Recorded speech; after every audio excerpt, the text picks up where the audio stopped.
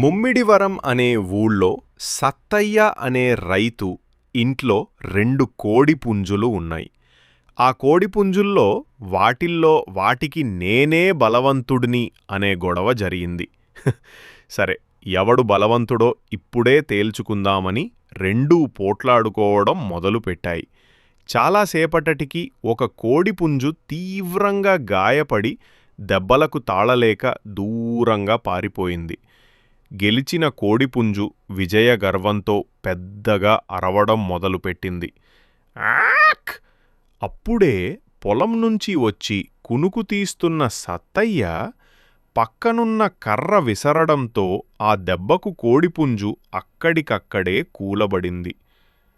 నీతి: విజయగర్వంతో విర్రవీగేవాడికి దేవుడు తగిన శిక్ష వేస్తాడు. హాయ్ ఫ్రెండ్స్, ఈ వీడియో మీకు నచ్చినట్టయితే లైక్ చేయండి. ఇలాంటి మరిన్ని వీడియోస్ కోసం మా ఛానల్ని సబ్స్క్రైబ్ చేసుకోండి.